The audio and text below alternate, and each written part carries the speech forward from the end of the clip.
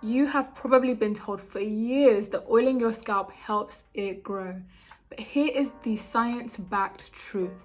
For many people, especially those with afro-textured hair, oiling your scalp might actually be working against you. Regular scalp oiling can create the perfect conditions for inflammation, buildup, and even irreversible hair loss over a period of time. As your scalp specialist, I've done the digging, studied the science, and simplified everything so that you don't have to. What your scalp truly needs and doesn't need might surprise you. So let's get into it.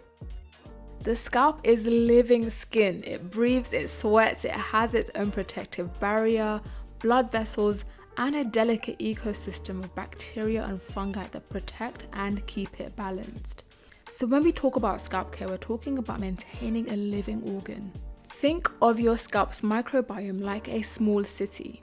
There are residents on your scalp that are there to protect you, but these residents are also opportunists, waiting for extra oil to feast on, which helps them to multiply, leading to a scalp takeover. One of those is Malassezia, a yeast that naturally lives on all of our scalps. In small amounts, it's completely harmless, but when it finds too much sebum and oil to feast on, it multiplies. As it feeds, it releases byproducts that irritate the scalp, triggering inflammation, which can be seen through tenderness, redness, flaking. Over time, that inflammation starts eating away at your follicles, beginning a slow process we call miniaturization. This is when your follicles start to shrink over time, producing hairs that are thinner, weaker, and shorter. You probably won't see this immediately, but after months or years, your once thick strands can start to lose density, all because of a scalp environment that's been quietly suffocating. Let's debunk the myth that scalp oiling can grow your hair. Everyone has a hair growth cycle that is made up of 4 phases or stages. You've got your anagen, which is your growth phase. You've got your catagen, which is your transition phase. You've got your telogen, which is your resting phase, and you've got exogen, which is your shedding phase.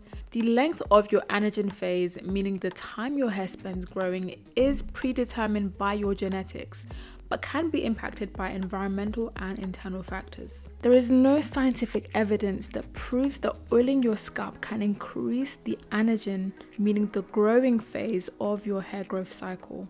Adding too much oil, especially on an unwashed scalp, can actually shorten the growing stage by increasing inflammation and follicle stress. Pregnancy is one of the few examples of a factor that can lengthen your growth phase, meaning the increase in certain hormones in the body keeps your hair cycle in the growing stage for longer. This is why most pregnant women report their hair grew like crazy during pregnancy.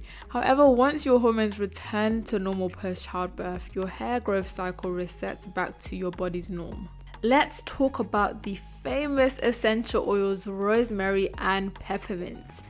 A few small studies have shown that rosemary oil might perform similarly to 2% minoxidil, but the data is limited, the sample sizes were tiny, and thus the results aren't as reliable. However, both peppermint and rosemary extracts can increase blood flow to the scalp. Increased blood flow is actually quite helpful in delivering more nutrients to the follicles through the blood, which is great for supporting healthy hair formation. This makes them a great addition to water-based scalp tonics and even shampoos. However, there is no evidence to suggest that it is able to alter the hair growth cycle by speeding up hair growth. So while these ingredients can support scalp health as part of a balanced routine, they can't override biology, especially if the foundation, your scalp environment, is already compromised. Dryness versus flakiness. Many people oil their scalp because they see flakes and assume my scalp is dry. But dryness and flakiness are completely different things. Dryness means the scalp lacks moisture. Moisturized skin being the result of the combined effort of hydration, water, and lipids, wax or oil, sealing in that hydration. The result is moisturized skin. Essentially, moisturization of the skin cannot truly take place apart from water and lipids. So oiling alone without any water to seal in doesn't actually solve the problem of a scalp that is truly dry. Flakiness, on the other hand, is usually a sign of inflammation, yeast overgrowth, or an impaired skin barrier. If you apply oil to flakiness, you're not soothing dryness, you're feeding the yeast that's causing irritation. It's kind of like pouring fuel on the fire. Also, washing your scalp often is essential in keeping the skin on your scalp hydrated. By cleansing away buildup of oil, dirt, and dead skin cells, your scalp is better able to receive hydration. It is also true that as we age, the skin's ability to hold moisture decreases. This is particularly true with people who are going through menopause or people who have certain autoimmune conditions. However, even then, the solution isn't necessarily heavy oiling. Here are some better alternatives. For true dryness, one gentle and effective alternative is hydrosols, also known as hydrolats. A hydrosol is basically flour or plant water, the gentle watery part that's left behind after making essential oils. Hydrosols can lightly hydrate, calm itchiness, and support the scalp barrier without feeding yeast. Examples include rose or geranium hydrosol. One thing to note is that these don't usually contain preservatives, so you should always store them in the fridge to prevent mold growth. If you find yourself running to oil to soothe scalp itchiness, then switch to witch hazel. When added to a cotton pad and applied onto the scalp, it has the ability to dissolve sebum and oil, making it a light and easy way to refresh your scalp and keep it from oil buildup, which can be the cause of itchiness to begin with.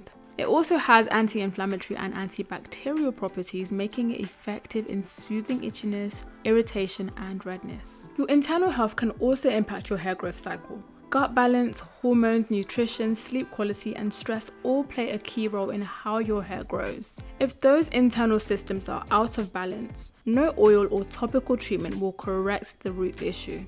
When you address them, nourish your body, manage stress, stay hydrated, and keep your scalp clean, you give your scalp the best chance to thrive. Remember, a healthy scalp begins with balance, calm follicles, clean skin, and an environment that allows your hair to grow the way it was intended. If you haven't already, you'll want to check out my breakdown on how box braids and the use of extensions can lead to irreversible hair loss. Until next time, take care. Bye.